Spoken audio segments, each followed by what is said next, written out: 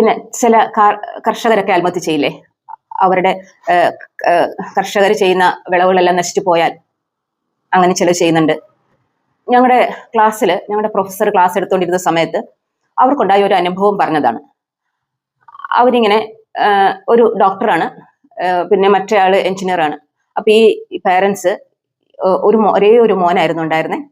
ഈ മോനെ ഭയങ്കരമായിട്ട് സ്ട്രിക്റ്റ് ആയിട്ട് വളർത്തുക, ഭയങ്കര ഡിസിപ്ലിൻഡ് ആയിട്ടാണ് വളർത്തുന്നത്. എല്ലാത്തിനും കറക്റ്റ് ടൈമിംഗ് വെച്ചാണ് ഈ കുട്ടി ഓരോ കാര്യങ്ങളും ചെയ്തുകൊണ്ടിരുന്നത്.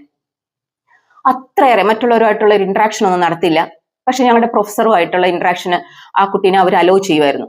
അവര് ഈ പ്രൊഫസറിനെ എപ്പോഴും കാണാൻ വരുമായിരുന്നു. ഞങ്ങളുടെ പ്രൊഫസർ പിന്നെ ഒരു സൈക്കോളജിസ്റ്റ് ആണ്.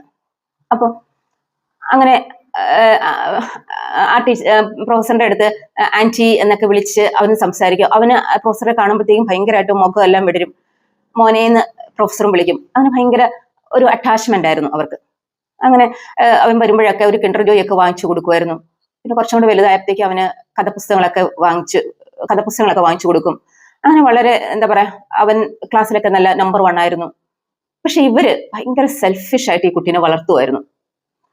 എല്ലാത്തിനും ഡിസിപ്ലിൻ, ഭക്ഷണം കഴിക്കുന്നതിനാട്ടെ, പഠിക്കുന്നതിന്. പിന്നെ ഫ്രണ്ട്സ് ഒന്നും കൂടാൻ അവർ സമ്മതിക്കത്തേയില്ല. അതേപോലെ അതായത് ഫ്രണ്ട്സ് കൂടിയാൽ നശിച്ചു പോകും എന്നുള്ളൊരു വിചാരം കൊണ്ടാണ് അങ്ങനെയൊക്കെ ചെയ്തത്. പക്ഷെ കുറച്ച് നാൾ കഴിഞ്ഞപ്പം 10ാം ക്ലാസ്സിലൊക്കെ നല്ല മാർക്കോടെ പാസ്സായി. അങ്ങനെ ഇരിക്കെ ഒരു ദിവസം പിന്നെ ഈ കുട്ടി പേരൻസ് വീട്ടിലെ ക്യാമറയുണ്ട്, പേരൻസ് നോക്കിക്കൊണ്ടിരിക്കെ, അതായത് ഈ പേരൻസ് ഇങ്ങനെ വാച്ച് ചെയ്തുകൊണ്ടിരിക്കുക, അവന്റെ ഓരോ കാര്യത്തിലും അത് ചെയ്യും ഇത് ചെയ്യും അങ്ങനെ പറഞ്ഞുകൊണ്ടിരുന്ന സമയത്ത് ഈ കുട്ടി അവർ രണ്ടുപേരും നോക്കി നിൽക്കെ സൂയിസൈഡ് ചെയ്യാണ്.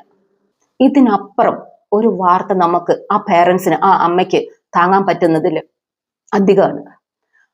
ഞങ്ങളുടെ പ്രൊഫസർ ഒത്തിരി മെസ്സേജ് ഒക്കെ ഇട്ടു അവർക്ക്.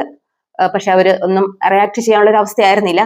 പക്ഷെ 3 വർഷം കഴിഞ്ഞപ്പോൾ പിന്നെ ആ ഫോണിൽ നിന്ന് ഒരു മെസ്സേജ് വന്നു പോലും, ഞാൻ വീണ്ടും പ്രസവിച്ചു, അതൊരു ആൺകുട്ടിയായിരുന്നു, thank you for your message and support എന്ന് പറഞ്ഞിട്ട്. അപ്പം അവിടെ ഈ മാഡം കണ്ടിന്യൂസ്ലി ഇവരെ ഇങ്ങനെ മോട്ടിവേറ്റ് ചെയ്തുകൊണ്ടേയിരുന്നു. അതിൽ നിന്ന് അവർ മാറി. ഒരു കാര്യവും എക്സ്ട്രീം ആവാൻ പാടില്ല.